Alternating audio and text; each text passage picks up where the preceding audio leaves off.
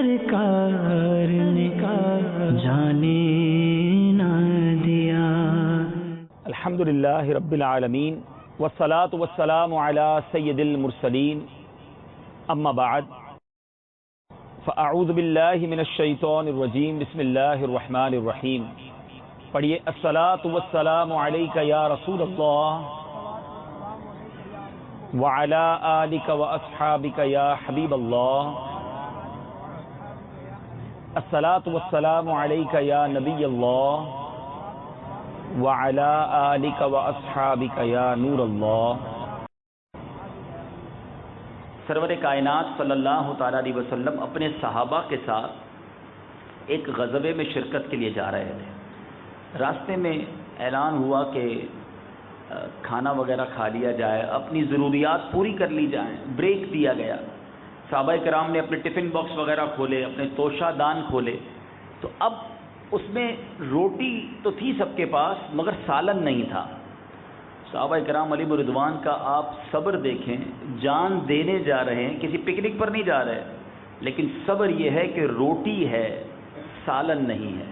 آج ہو سکتا ہے میرا کوئی بھائی ایسا بیٹھا ہو جو کسی پریشانی میں ہو، تنگی میں ہو، کاروبار نہیں چلتا، ہم بڑی شکوے شکایت کرتے ہیں۔ وہ نبی پاک علیہ الصلوۃ والسلام کے ساتھ ہی تھے مگر اس تھوڑے پر بھی راضی تھے۔ اسی دوران ایک مکھی، شہد کی مکھی، پیارے آقا علیہ الصلوۃ والسلام کے مبارک کانوں کے پاس آ کر بنبنانے لگی۔ آپ کو بھی ایکسپیرینس ہوا ہوگا کہ جب شہد کی مکھی جو ہے وہ کانوں کے قریب آ کر آواز اس کی عجیب سی محسوس ہوتی ہے۔ تو پیارے آقا علیہ الصلوۃ والسلام کے پاس جب شہد کی مکھی نے آ کر اس طرح بنبنایا تو صحابی رسول عرض کرتے ہیں، عقیدہ دیکھیں صحابی کا، کہ یا رسول اللہ صلی اللہ تعالی علیہ وسلم، یہ شہد کی مکھی آپ سے کیا عرض کر رہی ہے، یہ کیا بات کر رہی ہے؟ گویا صحابی کا یہ عقیدہ ہے کہ نبی پاک سب کی بولیاں جانتے ہیں۔ اب کیا ہوا؟ پیارے آقا علیہ الصلوۃ والسلام نے فرمایا کہ یہ مجھ سے کہہ رہی ہے کہ یا رسول اللہ صلی اللہ تعالی علیہ وسلم، آپ کے صحابہ ہمارے قریب آئے ہیں اور ہمارے اندر یہ بے چینی پائی جا رہی ہے کہ صحابہ کے پاس روٹی تو ہے مگر شہد سالن نہیں ہے۔ آقا، ہم نے قریب ہی ایک شہد کا چھتا بنایا ہوا ہے، ہم مکھیاں اسے اٹھا کر لا نہیں سکتی۔ آپ ایسا کیجئے، کسی صحابی کو ساتھ بھیج دیجئے، وہ صحابی ساتھ چلیں اور وہ شہد کا چھتا لے آئیں تاکہ آپ کے صحابہ روٹی کے ساتھ شہد کھا لیں۔ میرے آقا علیہ الصلوۃ والسلام نے مولا علی کرم اللہ تعالی وجہ الکریم کو بھیجا کہ اے علی ساتھ جاؤ۔ مولا علی ساتھ گئے، شہد کا چھتا لے آئے، صحابہ اب روٹی سے شہد کھانے لگے۔ وہی مکھی یا کوئی اور مکھی سرکار علیہ الصلوۃ والسلام کے کانوں کے پاس پھر بنبنانے لگی۔ صحابی رسول عرض کرتے ہیں، یا رسول اللہ صلی اللہ تعالی علیہ وسلم، اب کیا کہہ رہی ہے؟ نبی پاک فرماتے ہیں، اب میں نے اس سے ایک سوال کیا ہے، یہ اس کا جواب دے رہی ہے۔ گویا پہلے تو سمجھ رہے تھے، اب میرے آقا بول بھی رہے ہیں اور مکھی وہ بھی سمجھ رہی ہے۔ نبی پاک نے سوال کیا اس سے کہ بتاؤ شہد بناتی کیسے ہو؟ وہ شہد کی مکھی عرض کرتی، یا رسول اللہ صلی اللہ تعالی علیہ وسلم، ہم پھولوں کا رس چوستی ہیں، جنگل و بیابان میں جاتی ہیں اور پھولوں کا رس لے کر آتی ہیں اور شہد بناتی ہیں۔ پیارے آقا علیہ الصلوۃ والسلام نے سوال کیا کہ پھولوں کا رس تو کڑوا بھی ہوتا ہے، پھیکا بھی ہوتا ہے، آپ کو بھی اندازہ ہوا ہوگا، کبھی گلاب کی پتی کھا لیں تو ٹھیک ہے، کھائی جاتی ہے، موتیا کی پتی کھائیں تو نہیں کھائی جاتی، چنبیلی کا پھول کھائیں تو نہیں کھایا جاتا، بہت کڑوا ہوتا ہے۔ پیارے آقا علیہ الصلوۃ والسلام نے فرمایا کہ پھولوں کا رس تو کڑوا بھی ہوتا ہے، پھیکا بھی ہوتا ہے، میٹھا بھی ہوتا ہے، یہ سب شہد کیسے بن جاتا ہے؟ حدیث کا خلاصہ ہے، اس واقعے کا خلاصہ عرض کر رہا ہوں۔ مکھی عرض کرتی، یا رسول اللہ صلی اللہ تعالی علیہ وسلم، جب ہم جنگل و بیابان میں جاتے ہیں پھولوں کا رس تو چوستے ہیں مگر جب ہم رس چوس کر واپس آتے ہیں ہمارے اس پورے قافلے میں ہمارا ایک امیر ہوتا ہے، یا رسول اللہ صلی اللہ تعالی علیہ وسلم، وہ آپ کی ذات پر درود پڑھنے لگ جاتا ہے اور اس کی دیکھا دیکھی ہم ساری مکھیاں، پورا قافلہ جو ہے وہ آپ صلی اللہ تعالی علیہ وسلم پر درود پڑھتا ہے۔ اے میرے آقا، کوئی اور کمال نہیں ہے، یہ آپ پر درود پڑھنے کی برکت ہے کہ پھولوں کا پھیکا کڑوا رس جو ہے وہ شہد جیسے میٹھے رس میں تبدیل ہو جاتا ہے۔ اچھا، اس واقعے کے بعد علماء بڑی پیاری تفسیر لکھتے ہیں۔ اس پورے خوبصورت واقعے کو نقل کرنے کے بعد علماء لکھتے ہیں کہ جب پھولوں کا کڑوا رس، پھیکا رس شہد جیسا میٹھا بن سکتا ہے درود پاک کی برکت سے، تو وہ مسلمان جس کی زندگی میں گناہوں کی کڑواہٹ ہو، بدعمالیوں کی پھیکاوٹ ہو اور وہ چاہتا ہے کہ اس کی زندگی میں نیکیوں کی مٹھاس آ جائے تو وہ اپنی زندگی میں درود پاک کو شامل کر لے، انشاءاللہ برکت درود سے اس کی زندگی جو ہے وہ شہد جیسی میٹھی بن جائے گی۔ تو اگر آپ بھی چاہتے ہیں اپنی زندگی میں نیکیوں کی مٹھاس لانا، اپنی طبیعت میں تراوٹ لانا، تو درود پاک پڑھنا اپنا معمول بنائیے۔ آئیے محبت کے ساتھ باآواز بلند درود پاک پڑھ لیجئے۔ صلو علی الحبیب صلی اللہ تعالی علی محمد۔ میٹھے میٹھے اسلامی بھائیوں، سیدنا حمزہ رضی اللہ تعالیٰ عنہ، سیدنا حمزہ رضی اللہ تعالیٰ عنہ اور سیدنا عباس رضی اللہ تعالیٰ عنہ، مگر نبی پاک علیہ الصلوۃ والسلام کو جو محبت، جو لگاؤ، جو جس کو کہنا اٹیچمنٹ سیدنا حمزہ رضی اللہ تعالیٰ عنہ سے ہے، وہ کمال ہے۔ سیدنا حمزہ رضی اللہ تعالیٰ عنہ مسلمان کیسے ہوئے، یہ واقعہ بھی محبت رسول کی ایک شاندار تصویر ہے۔ اعلان نبوت کے 6 سال حضرت حمزہ اور حضرت عمر رضی اللہ تعالیٰ عنہ، جب یہ دو ایمان لائے نا، یہ ہسٹوریکل واقعات ہیں۔ ان دو ہستیوں کے ایمان لانے سے مسلمانوں کو جو تقویت ملی، جو جذبہ ملا، جو یوں سمجھیے عروج ملا، وہاں سے بات جو ہے وہ تبدیل ہونا شروع ہو گئی۔ اس سے پہلے بہت خوف کی فضا تھی، بڑا ڈر تھا، بڑا مسلمانوں کو ستایا جاتا تھا، مگر سیدنا حمزہ رضی اللہ تعالیٰ عنہ اور پھر سیدنا عمر فاروق رضی اللہ تعالیٰ عنہ یہ کچھ ہی عرصے میں ایمان لائے۔ سیدنا حمزہ رضی اللہ تعالیٰ عنہ کے ایمان لانے کے 3 دن کے بعد فاروق اعظم رضی اللہ تعالیٰ عنہ بھی ایمان لے آئے۔ سیدنا حمزہ کیسے ایمان لائے؟ اب سیدنا حمزہ رضی اللہ تعالیٰ عنہ یہ پیارے آقا سے صرف 2-3 سال عمر میں زیادہ تھے، اور انہوں نے بھی حضرت سویبہ کا دودھ پیا تھا، اس لیے نبی پاک علیہ الصلوۃ والسلام کے رضائی بھائی بھی تھے۔ حضرت حمزہ رضی اللہ تعالیٰ عنہ بڑے طاقتور، بڑے شجاعت والے، شکار کے شوقین بھی تھے۔ روزانہ صبح سویرے تیر کمان لے کر نکل جاتے اور شام کو شکار کر کے واپس آتے، خانہ کعبہ کا طواف بھی کرتے۔ یاد رہے کہ پہلے جو ایمان والے نہیں تھے نا، وہ بھی خانہ کعبہ کا طواف کرتے تھے، ٹھیک ہے نا۔ سیدنا حمزہ رضی اللہ تعالیٰ عنہ طواف بھی کرتے، قریش کے سرداروں کی مجلس میں کچھ دیر بیٹھا کرتے تھے۔ ایک دن اسی طرح آپ شکار کر کے واپس لوٹے تو ابن جدعان کی لونڈی اور خود ان کی بہن حضرت بی بی صفیہ رضی اللہ تعالیٰ عنہ نے ان کو بتایا کہ آج ابو جہل نے کس طرح تمہارے بھتیجے، اس دن حضرت سرکار علیہ الصلوۃ والسلام کے ساتھ ابو جہل نے بڑی بدتمیزی کی تھی، بے ادبی کی تھی۔ تو آپ تھے تو چچا، جب آپ کو پتہ چلا کہ آپ کے بھتیجے کے ساتھ ابو جہل نے آج بڑی بدتمیزی کی ہے، بڑی بے ادبی کی ہے، بڑی گستاخی کی، تو یہ ماجرا سن کر آپ کا خون کھولنے لگا۔ ایک دم تیر کمان لے کر مسجد حرام میں پہنچ گئے اور اپنی کمان سے ابو جہل کے سر پر اتنے زور سے وار مارا کہ اس کا سر پھٹ گیا، خون بہنے لگا، اور کہا کہ تو میرے بھتیجے کو گالیاں دیتا ہے، تجھے خبر نہیں کہ میں بھی اس کے دین پر ہوں۔ یعنی غصے میں آ کر اپنے بھتیجے سے محبت اس قدر جاگی کہ فرمایا تو اس وجہ سے اسے گالیاں دیتا ہے کہ وہ دین جو اللہ کا دین ہے، جو سرکار علیہ الصلوۃ والسلام جس کی طرف دعوت دے رہے تھے، کہ سن لے آج سے میں بھی اسی کے دین پر ہوں۔ اچھا اب کیا ہوا؟ اب یہ دیکھ کر بنی مخزوم کے جو لوگ تھے وہ ابو جہل کی مدد کے لیے کھڑے ہو گئے، اور ابو جہل نے یہ سوچ کر کہ کہیں بنو ہاشم کے ساتھ جنگ نہ چھڑ جائے، کہا کہ اے بنی مخزوم چھوڑ دیجئے حمزہ کو، کیونکہ واقعی آج میں نے اس کے بھتیجے کے ساتھ بڑی بدتمیزی کی ہے، بہت بری باتیں کی ہیں۔ اب جب حضرت حمزہ رضی اللہ تعالیٰ نے یہ اعلان ہی کر دیا کہ میں بھی اس کے دین پر ہوں، اب آپ زور زور سے عربی میں یہ اشعار پڑھنے لگے۔ کیا شاندار بات کہتے ہیں، لکھتے ہیں حمدت اللہ حین ہدا فؤادی الی الاسلام والدین الحنیفی، میں اللہ تعالیٰ کی حمد کرتا ہوں جس وقت کہ اس نے میرے دل کو اسلام اور دین حنیف کی طرف ہدایت دی۔ اذا تلیت رسائلہ علینا تحدر دمع ذی لب الحصیفی، یعنی جب احکام اسلام کی ہمارے سامنے تلاوت کی جاتی ہے تو با کمال عقل والوں کے آنسو جاری ہو جاتے ہیں۔ پھر کہتے ہیں وَأَحْمَدُ مُصْطَفًا فِينَا مُطَاعٌ فَلَا تَغْشَوْهُ بِالْقَوْلِ الْعَنِيفِ، اور خدا کے برگزیدہ احمد صلی اللہ تعالیٰ علیہ وسلم ہمارے مقتدا ہیں، تو اے کافروں، اے غیر مسلموں، اپنی باطل بکواس سے ان پر غلبہ حاصل مت کرو۔ یعنی یہ عجیب بات تھی کہ یہاں اپنے بھتیجے سے محبت ایسی تھی کہ جب پتہ چلا انہیں ستایا جا رہا ہے تو ان کے دین پر آپ آ گئے، کلمہ پڑھ کر اسلام قبول کر لیا۔ اچھا اب اسلام کو تقویت تو ملی، مگر اس کے 3 دن کے بعد ایک اور عظیم واقعہ ہوا، اور وہ حضرت عمر رضی اللہ تعالیٰ عنہ ایمان لے آئے۔ یاد رہے کہ حضرت عمر رضی اللہ تعالیٰ عنہ وہ عظیم ہستی ہیں کہ جن کے ایمان لانے کے لیے نبی پاک علیہ الصلوۃ والسلام نے دعا فرمائی تھی کہ یا اللہ، عمر دو عمر کا نام لیا، ایک ابو جہل کا نام بھی عمر ہی تھا کہ عمر بن حشام یا عمر بن خطاب، اس کے ذریعے، ان کے ایمان لانے کے ذریعے اسلام کو تقویت عطا فرما۔ اس لیے دعائے مصطفیٰ حضرت عمر رضی اللہ تعالیٰ عنہ کہلاتے ہیں۔ اور آپ کے بارے میں اعلیٰ حضرت کا وہ شعر آپ نے سنا ہوگا، یہ اسی طرف اشارہ ہے کہ ناریوں کا دور تھا، دل جل رہا تھا نور کا۔ میرے آقا کا دل جلتا تھا نا اس وقت، جو کیفیت تھی مسلمانوں کی، ناریوں کا دور تھا، دل جل رہا تھا نور کا، تم کو دیکھا ہو گیا ٹھنڈا کلیجہ نور کا۔ اب حضرت عمر رضی اللہ تعالیٰ کا ایمان لانا بھی بڑا عجیب و غریب واقعہ۔ آپ بھی پیارے آقا علیہ الصلوۃ والسلام سے ظاہر ہے بڑی عداوت رکھتے تھے، کفار کے جرنیل تھے، یعنی یوں سمجھیے ادھر سے حملہ کرنے والوں میں آگے آگے ہوا کرتے۔ تو ایک بار غصے میں بھرے ہو کر آپ ننگی تلوار لی اور بازار میں نکلے اور نیت یہ کی کہ معاذ اللہ سرکار دو عالم صلی اللہ علیہ وسلم کا خاتمہ کر دوں گا، قتل کر دوں گا۔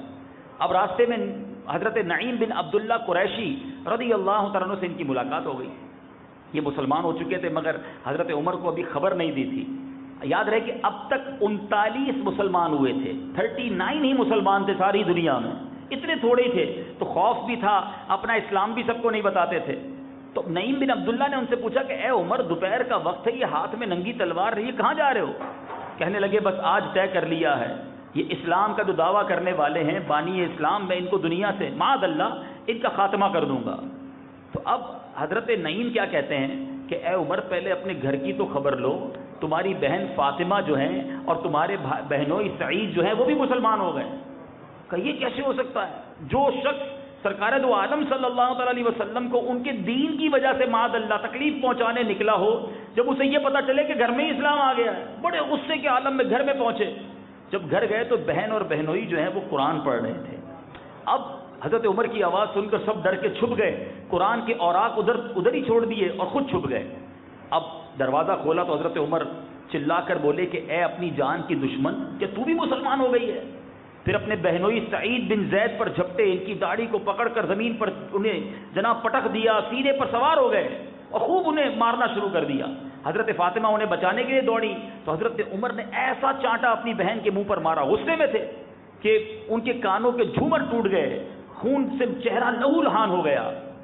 بہن نے صاف صاف کہہ دیا کہ اے عمر سن لو، جتنا مارنا ہے مار لو، اسلام میں نے نہیں چھوڑنا ہے۔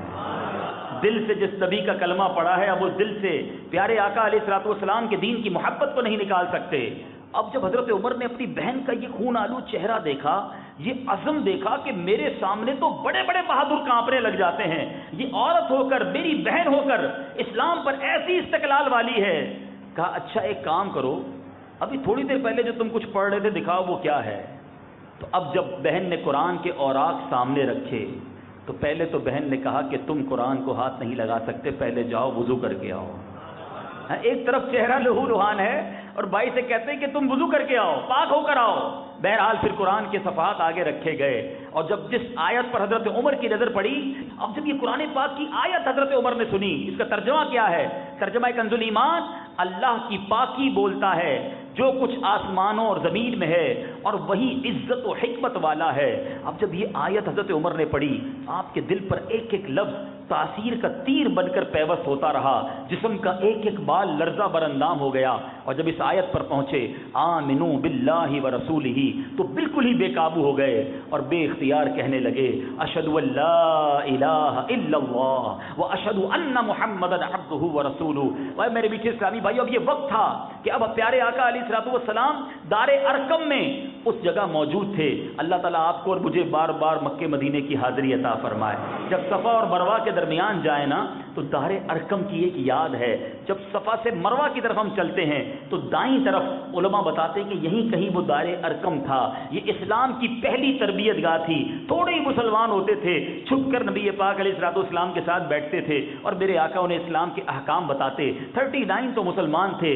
بہرحال اب حضرت عمر رضی اللہ تعالیٰ نے ادھر ایمان لے آئے، پتہ کسی کو نہیں ہے، پھر دوبارہ نبی پاک کو تلاش کرنے جا رہے ہیں۔ کمال دیکھو ایمان کا، تھوڑی دیر پہلے جان لینے کو نکلے تھے کلمہ پڑھ کر نبی پاک کی غلامی اختیار کر لی، اب نبی پاک پر جان نچھاور کرنے کو چل رہے ہیں۔ یہ ریولوشن، یہ انقلاب دنیا میں کہیں آپ نہیں بتا سکتے۔ دیکھیں دنیا میں اگر آپ کہیں نکلے، آپ کا کوئی دشمن ہے یا آپ سے کوئی ناراض ہے، لڑنے آ گیا، بڑا غصے میں ہے، کہیں ایسا بھی ہوا ہوگا کہ کسی نے سوچ کر آیا ہوگا اب چھوڑوں گا نہیں، لیکن جب سامنے آ کر اگر کوئی شریف آدمی کو دیکھ لیتا ہے یا بندہ اسے راضی کر لیتا ہے تو کم از کم کیا ہوتا ہے کہ وہ بندہ کہتا ہے چلو یار آیا تو بڑے غصے میں تھا، اب معاف کیا تم کو۔ یہ تو ہو سکتا ہے، یہ پاسبل ہے، یہ بھی کمال ہے اگر کسی کے ساتھ ہو جائے، مگر دنیا میں آپ کوئی ایسی مثال نہیں دکھا سکتے کہ جس کو کوئی قتل کرنے آئے، جان لینے آئے، مگر اس چہرہ زیبا کو دیکھے تو جان دینے والا بن جائے، گرفتار کرنے آئے کہ نہیں چھوڑوں گا،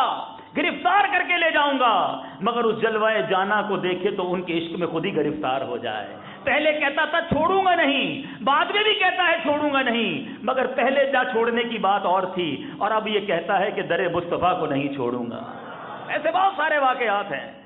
پیارے آقا علیہ الصلوۃ والسلام ایک بار جب ہجرت مدینہ کی طرف جا رہے تھے، بات کہیں اور نکل جائے گی، ہجرت مدینہ کی طرف جا رہے تھے تو سرکار دو عالم صلی اللہ تعالیٰ علیہ وسلم کے بارے میں چونکہ اعلان تھا حضرت ابوبکر صدیق رضی اللہ تعالیٰ عنہ اور نبی پاک کو گرفتار کرنا تھا، بڑے بڑے اونٹ اور بڑے بڑے انعام اعلان ہو گئے تھے، تو ایک شخص جو تھا 70 سوار لے کر سرکار دو عالم صلی اللہ علیہ وسلم کو ڈھونڈ رہا ہے کہ مل جائیں تو پکڑ لوں گا۔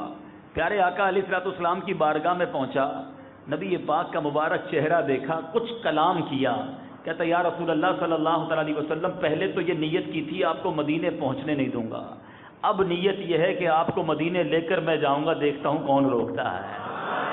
لک ایٹ دا ریولوشن، یہ انقلاب فقط سرکار دو عالم صلی اللہ تعالیٰ علیہ وسلم کے ساتھ آپ کو ملے گا کہ اب حضرت عمر رضی اللہ تعالیٰ تلاش کر رہے ہیں، پہلے بھی تلاش کر رہے تھے، اب مقصد کچھ اور ہے، مگر صحابہ کو پتا نہیں ہے، ننگی تلوار وہی ہاتھ میں ہے، دار ارقم پر پہنچ گئے، دروازہ بند پایا، کنڈی بجائی جاتی ہے، اندر سے لوگوں نے دروازے کی جھریبے سے دیکھا، خوف کا عالم تھا، کافر ویسے ہی تلاش کرتے رہتے تھے، جب دیکھا کہ عمر کھڑے ہیں، ہاتھ میں تلوار بھی ہے، اندر آ کر سیدنا حمزہ رضی اللہ تعالیٰ عنہ، یہ بھی بڑے بہادر تھے، ان کو آ کر بتایا کہ عمر آئے ہیں مگر ہاتھ میں تلوار بھی لائے ہیں۔ اللہ اکبر، وہ تاریخی الفاظ حضرت حمزہ رضی اللہ تعالیٰ عنہ نے فرمایا دروازہ کھول دو، اگر نیک نیتی کے ساتھ آیا ہے تو خیر مقدم کیا جائے گا، ورنہ اسی تلوار سے اس کی گردن اڑا دی جائے گی۔ حضرت عمر رضی اللہ تعالیٰ عنہ نے اندر قدم رکھا، میارے آقا علیہ الصلوۃ والسلام خود آگے بڑھ کر حضرت عمر کا بازو پکڑ کر فرماتے ہیں اے خطاب کے بیٹے تو مسلمان ہو جا، آخر کب تک مجھ سے لڑتا رہے گا۔ اللہ اکبر، حضرت عمر نے نبی پاک کی زبان سے الفاظ سنے، با آواز بلند کلمہ طیبہ پڑھنا شروع کر دیا۔ کتابوں میں لکھا ہے، تاریخ کی کتابوں میں لکھا ہے کہ حضرت عمر رضی اللہ تعالیٰ عنہ کے ایمان لانے پر اس مسلمان جتنے خوش ہوئے، ایسی خوشی کم دیکھنے کو ملی۔ مکے کے پہاڑ نعرہ تکبیر اللہ اکبر کی فضاؤں سے گونج اٹھے۔ اے میرے بیٹھے اور پیارے اسلامی بھائیوں، اب حضرت عمر تو حضرت عمر ہے نا، جب سے حضرت عمر ایمان لائے اسلام کا گراف، اسلام کی عزت جو ہے وہ بڑھتی ہی چلی گئی۔ اب حضرت عمر نبی پاک سے کہتے ہیں یا رسول اللہ صلی اللہ تعالیٰ علیہ وسلم، یہ چھپ چھپ کر عبادت کیوں کرتے ہیں؟ ابھی 40ویں ہیں آپ نے 40ویں کا عدد پورا کیا، اٹھیے ہم کعبے کی طرف چلتے ہیں اور اعلان عبادت کرتے ہیں۔ خدا کی قسم میں کفر کی حالت میں جن جن مجلسوں میں بیٹھ کر اسلام کی مخالفت کرتا رہا ہوں، اب ان تمام مجالس میں جا کر اپنے اسلام کا اعلان کروں گا۔ اب نبی پاک علیہ الصلوۃ والسلام اب دار ارقم سے نکلے، کیا منظر ہوگا، کیا شاندار منظر ہوگا۔ اب پہلی بار ان دا ہسٹری آف اسلام بآواز بلند ببانگ دہل اعلانیہ مسلمان نکلے ہیں کعبے کی طرف عبادت کرنے کو۔ پہلے ڈر ڈر کے عبادتیں ہو رہی تھی، 2 صفیں ہیں، ان 2 صفوں کو لیڈ کون کر رہے تھے؟ سبحان اللہ، ایک صف کے آگے حضرت حمزہ چل رہے ہیں اور دوسری صف کے ساتھ حضرت عمر چل رہے ہیں۔ اللہ، اس شان سے مسجد الحرام میں داخل ہوئے اور حضرت عمر رضی اللہ تعالیٰ عنہ حضرت حمزہ اس صف کو لے کر آگے بڑھے، اعلان نماز ادا کی اور حرم کعبہ میں مشرکین کے سامنے حضرت عمر نے اپنے اسلام کا اعلان کیا کہ میں نے اسلام قبول کر لیا ہے۔ لوگ حضرت عمر کو مارنے کے لیے دوڑے، بڑا ہنگامہ برپا ہو گیا۔ اتنے میں حضرت عمر کا ماموں ابو جہل آ گیا، اس سے پوچھا کہ کیا ہنگامہ ہے؟ لوگوں نے بتایا کہ حضرت یہ عمر بھی اسلام لے آئے ہیں۔ اب اب اس لیے ہم برہم ہو کر جو ہے وہ اس پر حملہ کر رہے ہیں۔ بہرحال میرے بیچ اسلامی بھائیوں، حضرت عمر رضی اللہ تعالیٰ عنہ کمال شخصیت، آپ فرماتے ہیں اسلام لانے کے بعد میں ہمیشہ کفار کو مارتا رہا اور ان کی مار کھاتا رہا، یہاں تک کہ اللہ تعالیٰ نے اسلام کو غالب فرما دیا۔ بہرحال چونکہ آج موضوع ہمارے سید الشہداء سیدنا حمزہ رضی اللہ تعالیٰ عنہ اور شہداء احد رضوان اللہ تعالیٰ مجمعین ہیں، لیکن حضرت عمر رضی اللہ تعالیٰ عنہ اور حضرت حمزہ رضی اللہ تعالیٰ عنہ ان دونوں کے ایمان لانے سے اسلام کو بڑی تقویت اور بڑا عروج ملا۔ اس سے ہمیں ایک مدنی پھول ملتا ہے کہ ہمیں بھی ان شخصیات کو دین کے قریب لانا چاہیے، ان لوگوں کو دین کے قریب لانا چاہیے جن کا جناب معاشرے میں انفلوئنس ہوتا ہے، اثر ہوتا ہے۔ جب صاحب عزت، صاحب ثروت اور اس طرح معاشرے میں اثر رکھنے والے لوگ اسلام لاتے ہیں یا مسلمان ہوتے ہوئے دین کے قریب آتے ہیں تو ان کی برکتیں ظاہر ہوتی ہیں اور اس کی وجہ سے اسلام کو اور دین کے کاموں کو تقویت ملتی ہے۔ بہرحال میرے بیچ اسلامی بھائیوں، غزوہ احد کی بات کرنی ہے، لیکن یہاں تاریخ کی کچھ اہم باتیں بھی بتاتا چلوں۔ غزوہ اور سریہ، اس میں فرق ہوتا ہے۔ ساری جو جنگیں ہوئی اسلام میں سارے غزوات نہیں ہیں۔ غزوہ کس کو کہتے ہیں اور سریہ کس کو کہتے ہیں یہ پتہ ہونا چاہیے۔ وہ جنگی لشکر جس کے ساتھ نبی پاک علیہ الصلوۃ والسلام خود بھی تشریف لے گئے اس کو غزوہ کہتے ہیں، اور جس کو نبی پاک علیہ الصلوۃ والسلام جن ٹولیوں میں جن لشکروں میں خود شامل نہیں ہوئے اسے روانہ فرمایا اسے سریہ کہتے ہیں۔ اور پیار امام کتنے غزوات ہوئے اور کتنے سریہ ہوئے یہ بھی پتہ ہونا چاہیے۔ تاریخ کی اہم معلومات ہے۔ آج بہت ساری ٹیموں کے، بہت سارے اسپورٹس مین کے ریکارڈ پتہ ہوتے ہیں، لیکن ہمیں اسلام کی تاریخ کے بارے میں بہت کم پتہ ہوتا ہے۔ تو حضرت امام بخاری نے حضرت زید بن ارقم صحابی رضی اللہ تعالیٰ عنہ سے جو روایت تحریر کی ہے اس میں غزوات کی کل تعداد 19 بیان کی ہے، اور ان میں سے جن 9 غزوات میں جنگ بھی ہوئی وہ یہ ہے: نمبر 1 جنگ بدر، نمبر 2 غزوہ احد، نمبر 3 جنگ احزاب، پھر جنگ بنو قریظہ یا بنو قریظہ، غزوہ بنو المصطلق، غزوہ خیبر، فتح مکہ، جنگ حنین اور غزوہ طائف۔ یہ 9 وہ ہیں جس میں باقاعدہ جنگ بھی ہوئی۔ سرایا یعنی جن لشکروں میں پیارے آقا علیہ الصلوۃ والسلام تشریف نہیں لے گئے ان کی تعداد بعض مورخین کے نزدیک 47 ہے 47 اور بعض کے نزدیک 56 ہے۔ اب ایک عجیب بات جو لوگوں کو شاید نہیں پتا کہ حضرت حمزہ رضی اللہ تعالیٰ عنہ سید الشہداء ان کا بہت گہرا تعلق تو احد شریف سے ہے، مگر اسلام کا سب سے پہلا سریہ، سب سے پہلا وہ لشکر جو میرے آقا نے روانہ کیا وہ سریہ حمزہ ہے، اور نبی پاک علیہ الصلوۃ والسلام نے اس کا سپہ سالار سیدنا حمزہ رضی اللہ تعالیٰ عنہ کو بنایا تھا۔ اچھا، یہ ایک چھوٹا سا لشکر تھا، کفار کے مقابلے کے لیے روانہ فرمایا، اس کا نام سریہ حمزہ ہے۔ نبی پاک علیہ الصلوۃ والسلام نے اپنے چچا حضرت حمزہ بن عبد المطلب کو اس کا سفید جھنڈا عطا کیا، اور اس جھنڈے کے نیچے صرف 30 مہاجرین تھے، اور اس کو جس لشکر سے مقابلہ کرنا تھا وہ 300 کی تعداد میں تھے، اور اس کا سپہ سالار بھی ابو جہل تھا۔ حضرت حمزہ سیف البحر تک پہنچے اور دونوں طرف سے جناب تیاری بھی ہو گئی تھی لڑائی کی، لیکن ایک شخص تھا مجدی بن عمرو جہنی جس نے دونوں فریق کے جناب حلیف کا کام کیا اور بیچ میں پڑھ کر لڑائی موقوف کر دی۔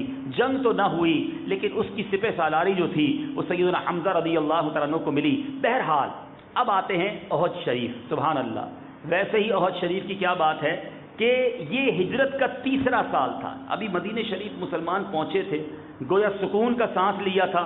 پہلے غزوہ بدر ہو گیا اور اب جناب غزوہ احد ہو گیا۔ اچھا، احد کیوں کہا جاتا ہے؟ احد ایک پہاڑ کا نام ہے، مدینہ منورہ سے 3 میل کے فاصلے پر ہے، اور چونکہ یہ واقعہ احد پہاڑ کے دامن میں ہی ہوا اس لیے اس کو غزوہ احد کہتے ہیں۔ قرآن مجید فرقان حمید میں مختلف آیتوں میں اس لڑائی کے جو واقعات ہیں، اس غزوے کے جو واقعات ہیں وہ اللہ تعالیٰ نے مختلف انداز میں بیان کیے۔ اور احد شریف کی بات کرتا چلوں، سبحان اللہ، نبی پاک علیہ الصلوۃ والسلام کا فرمان جس کا خلاصہ ہے احد مجھ سے محبت کرتا ہے، میں احد سے محبت کرتا ہوں، یہ میرے ساتھ جنت میں جائے گا۔ اب یہ پہاڑ 9 میل لمبا پہاڑ ہے، بہت بڑا پہاڑ ہے، اللہ بار بار ہم سب کو جبل احد کی حاضری عطا فرمائے۔ تو اب یہ 9 میل لمبا پہاڑ جنت میں جائے گا، کیوں جائے گا؟ نبی پاک سے محبت کرتا ہے۔ علماء کہتے ہیں جب پتھر محبت کرے جنت میں جائے گا، عاشق رسول محبت کرے کیسے جنت میں نہیں جائے گا؟ سچی محبت کر لو سرکار دو عالم صلی اللہ تعالی علیہ وسلم سے، جنت انشاءاللہ ہمارا ہی مقدر ہے، سرکار کے غلاموں کے لیے بنی ہے جنت۔ حور و قصور و غلما منکر کو نہ ملیں گے، انشاءاللہ یہ ہمارے لیے ہی ہے، لیکن بات یہ ہے کہ سچی محبت کرنی ہے۔ بہرحال اب یہ ہوا کیوں؟ What is the reason? غزوہ احد کیوں ہوا؟ اصل میں ماجرا یہ تھا کہ غزوہ بدر جب یہ ہوا تو وہاں 70 کفار گرفتار ہوئے اور 70 اس میں واصل بجہنم ہوئے، قتل ہو گئے تھے۔ تو ان کے اندر بڑی جس کو کہ انتقام کی آگ تھی، اور انہوں نے یہ پلان کیا کہ بدلہ لینا ہے بدر کا۔ اب وہ باقاعدہ پریپریشن کی، انہوں نے اپنے مال کا ایک بڑا حصہ ہتھیاروں پر خرچ کرنا شروع کیا کہ اب ایسا حملہ کرنا ہے کہ اب ان کو نیست و نابود کر دینا ہے، اسلام کا نام ختم کر دینا ہے تاکہ یہ بدر کا بدلہ ہو جائے۔ اب باقاعدہ اشعار کے ذریعے، عرب کے لوگ جو ہے نا یہ شعروں کے ایسے ماہر تھے کہ یہ اشعار کے ذریعے گویا جنگ کے لیے تیار کرتے تھے، تو شعر پڑھے جاتے شہروں میں جا جا کے تاکہ لوگوں کی انتقام کی آگ بھڑکے۔ خوب مال خرچ کیا، خوب لشکر بنایا، اور اب جناب وہاں کی عورتوں نے یہ پلان کیا کہ عورتوں نے قسم کھائی کہ اپنے رشتہ داروں کے قاتلوں کا خون پی کر دم لیں گی۔ یعنی عورتوں کے اندر بھی اتنا انتقام تھا، کیونکہ نبی پاک علیہ الصلوۃ والسلام کے چچا حضرت حمزہ رضی اللہ تعالیٰ عنہ نے ہند کے باپ عتبہ اور جبیر بن مطعم کے چچا کو جنگ بدر میں قتل کیا تھا۔ اس بنا پر ہند نے، ایک عورت تھی، اس نے وحشی کو جو جبیر بن مطعم کا غلام تھا حضرت حمزہ کے قتل پر آمادہ کیا، اور یہ وعدہ کیا کہ اگر اس نے حضرت حمزہ رضی اللہ تعالیٰ عنہ کو قتل کر دیا تو اس کارگزاری کے صلے میں اسے آزاد کر دیا جائے گا۔ اب یہ پلاننگ ہو گئی۔ اب تیاری کر کے مدینہ منورہ کی طرف یہ بڑھ گئے۔ ادھر مدینے میں کسی کو پتہ ہی نہیں تھا، آج کا دور تو ہے نہیں میڈیا کا کہ جناب فلاں ملک میں کچھ ہوا تو بریکنگ نیوز چل گئی۔ اب ادھر سے یہ مکہ پاک سے روانہ ہو گئے، پتہ بھی نہیں کہ اتنی تیاری ہو رہی ہے۔ اب وہاں کیا ہوا، مدینہ منورہ حضرت جو عباس تھے پیارے آقا کے ایک اور چچا جو ہیں، وہ بھی مسلمان ہو تو چکے تھے لیکن خفیہ رکھا تھا انہوں نے اپنا ایمان۔ انہوں نے مکے میں رہتے ہوئے خط لکھ دیا سرکار دو عالم صلی اللہ تعالیٰ علیہ وسلم کو کہ کفار قریش تو بڑی تیاری کر رہے ہیں اور یہ مکے مدینے پر چڑھائی کے لیے نکل رہے ہیں۔ اب یہ خط جو ہے پیارے آقا علیہ الصلوۃ والسلام تک پہنچ گیا۔ میرے آقا علیہ الصلوۃ والسلام نے کچھ صحابہ کو بھیجا کہ جاؤ کہ سن گن لو، تو انہوں نے آ کر بتایا کہ یہ لشکر تو مدینہ منورہ کے قریب پہنچ چکا ہے اور بڑی زبردست تیاری کے ساتھ پہنچ گیا ہے۔ اب ذرا غور کیجئے، ایک طرف 1 سال سے تیاری ہے حملہ کرنے کی، اور دوسری طرف پتہ ہی بعد میں چل رہا ہے۔ 14 شوال تھا سن 3 ہجری، جمعے کی رات حضرت سعد بن معاذ اور حضرت اسید بن حفیر اور حضرت سعد بن عبادہ رضی اللہ تعالیٰ عنہم چند ہتھیاروں کے ساتھ پیارے آقا علیہ الصلوۃ والسلام کے مبارک گھر کا وہ جناب محاصرہ کیا۔ انہوں نے مطلب حفاظت کے لیے وہ پہرا دیتے رہے کہ کہیں مدینہ منورہ میں حملہ نہ کر دیں۔ اب نبی پاک علیہ الصلوۃ والسلام نے صحابہ کرام سے مدنی مشورہ کیا۔ میرے آقا علیہ الصلوۃ والسلام نے فرمایا کہ اب یہ بتاؤ کہ مدینے میں رہ کر لڑنا ہے یہ مدینے سے باہر جا کر، مدینہ منورہ سے باہر جا کر ان کو انٹرپٹ کرنا ہے۔ اکثر صحابہ کرام علیہم الرضوان جو تھے ان کا کہنا یہ تھا کہ مدینہ منورہ ہی میں رہا جائے۔ منافقوں کا جو سردار تھا عبداللہ بن امی، وہ بھی اس مجلس میں موجود تھا، وہ بھی کہتا جناب مدینہ شریف میں ہی رہیں۔ لیکن میٹھے اسلامی بھائیوں، کچھ نوجوان تھے جو کہتے تھے، جو جنگ بدر میں شریک نہیں ہوئے تھے، ان کو بڑا جوش تھا، کہا نہیں ایک ہی بار ان سے مقابلہ کرنا ہے اور مدینہ منورہ سے باہر نکل کر فائنل جس کو کہیں جناب اب لڑائی لڑنی ہے۔ تو میرے آقا علیہ الصلوۃ والسلام اپنے کمرے میں تشریف لے گئے۔ آپ نے لباس جو جنگ تھا، جہاد کا جو غزوے کا لباس ہوا کرتا تھا، وہ بھی پہن لیا۔ میرے آقا باہر آئے تو پتہ چلا کہ باہر مشورہ کر کے لوگ سارے ہی اس بات پر ایگری ہو گئے ہیں کہ مدینہ منورہ میں ہی رہنا ہے، مگر نبی پاک علیہ الصلوۃ والسلام نے فرمایا کہ اللہ کے پیغمبر کو یہ زیبا نہیں دیتا کہ ہتھیار پہن کر اتار دے، یہاں تک کہ اللہ تعالیٰ اور اس کے دشمنوں کے درمیان، اللہ تعالیٰ اس کے اور اس کے دشمنوں کے درمیان فیصلہ سنا دے۔ اب تم لوگ خدا کا نام لے کر میدان میں نکل پڑو، اگر تم لوگ صبر کے ساتھ میدان میں ڈٹے رہے تو ضرور تمہاری فتح ہوگی۔ اب جناب سارے لوگ تیار ہو رہے ہیں۔ پیارے آقا علیہ الصلوۃ والسلام نے صحابہ کرام علیہ رضوان کو تیار کیا۔ 1000 کا لشکر تھا، یہ پتہ ہونا چاہیے۔ دیکھیں فگرز اس لیے بتاتا جا رہا ہوں کہ غزوہ احد کا نام تو بڑا سنا ہے، مگر یہ معلوم ہونا چاہیے کہ مقابلہ کن سے تھا۔ 1000 کا لشکر تھا، لیکن وہاں سامنے 3000 کا لشکر تھا۔ اب یہودی جو تھے مدینے کے قریب رہنے والے، وہ بھی آئے کہ ہم آپ کا ساتھ دینا چاہتے ہیں۔ نبی پاک علیہ الصلوۃ والسلام نے فرمایا کہ ہم مشرکوں کے مقابلے میں مشرکوں کی مدد نہیں لیتے، انہیں واپس لوٹا دیا۔ عبداللہ بن ابی منافقوں کا سردار تھا، اس کو ویسے ہی کوئی بہانا چاہیے تھا، اس نے کہا میرا مشورہ نہیں مانا گیا، مدینہ شریف کے اندر رہ کر لڑنا تھا، اس لیے میں بھی جا رہا ہوں۔ 300 کا لشکر لے کر وہ بھی چلا گیا۔ اب 1000 میں سے 700 رہ گئے. مسلمان 700 تھے, سامنے کا لشکر 3000 جس میں 700 زرہ پوش جوان, 200 گھوڑے, 3000 اونٹ اور 15 عورتیں تھیں. اور مسلمان جناب ان کے پاس 700 لوگ تھے, لیکن جذبہ کیا تھا؟ اب ذرا جذبے کی بات دیکھیے. اب بچوں کو نبی پاک علیہ السلام نے حکم فرمایا کہ جو چھوٹی عمر کے ہیں انہیں واپس بھیج دیا جائے.